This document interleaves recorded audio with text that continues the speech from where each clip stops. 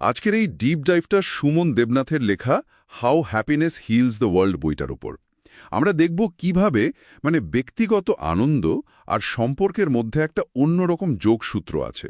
হুম।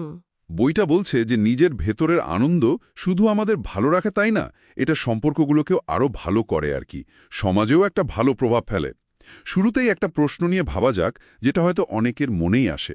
আজকাল অনেক সম্পর্ক কেন ঠিক মন মতো হয় না?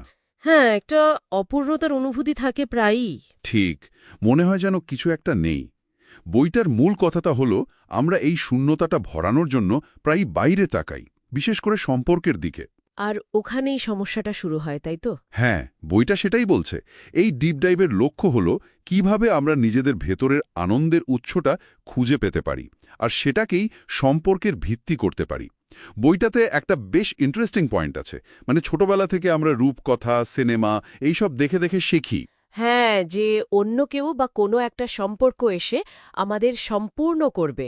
একদম, একটা দারুণ রোম্যান্টিক ধারণা, তাই না? কিন্তু আসলে এই যে প্রত্যাশা, এটা প্রায়ই একটা বিরাট চাপের মতো হয়ে দাঁড়ায়। নিজের সুখের দায়িত্বটা অন্যের ঘাড়ে চাপিয়ে দেওয়ার মতো আর কি। ঠিক, আর যখন সেটা পূরণ হয় না, তখন খুব স্বাভাবিকভাবেই হতাশা আসে। আর ঠিক এই জায়গাটাতেই বইটা একটা চ্যালেঞ্জ জানাচ্ছে। সমাধান হিসেবে বলা হচ্ছে একটু অন্তর্মুখী হতে, নিজের ভেতরের দিকে তাকাতে। নিজের ভেতরে ঠিক কী ধরনের?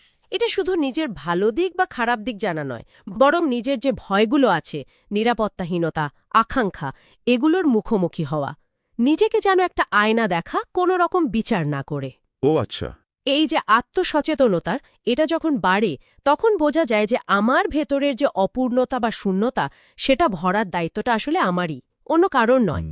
যেমন ধরুন, অতীতে কেউ হয়তো অবহেলার শিকার হয়েছেন, সেই ভয়টা হয়তো অজান্তেই এখনকার সম্পর্কে প্রভাব ফেলছে। হ্যাঁ, এটা হতেই পারে। সেটাকে চিনে নিয়ে সেটার সঙ্গে বোঝাপড়া করাটা খুব জরুরি।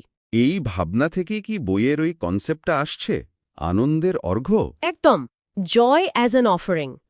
সম্পর্কটাকে একটা বাজারের মতো না দেখে, যেখানে আমরা কিছু নিতে যাই, ঠিক। বরং এটাকে একটা উৎসবের মতো দেখা, যেখানে আমরা নিজেদের আনন্দ, নিজেদের যা আছে সেটা ভাগ করে নিতে যাই। ব্যাপারটা বেশ অন্যরকম। হ্যাঁ, অন্যরকম তো বটেই। যখন আমরা ভেতর থেকে ভালো থাকি, পরিপূর্ণ থাকি, তখন সম্পর্ক তৈরি হয় মূলত সংযোগের জন্য, চাহিদা পূরণের জন্য নয়। তার সম্পর্কের পুরো ডাইনামিক্সটাই পাল্টে যায়। হ্যাঁ, এবং এর প্রভাবটা কিন্তু বেশ গভীর। যখন কেউ নিজের ভেতর থেকে সন্তুষ্ট থাকে, তখন প্রেম, বন্ধুত্ব বা পরিবারের সম্পর্কের মানেটাই অন্যরকম হয়ে যায়। কিভাবে, একটু যদি ভেঙে বলেন?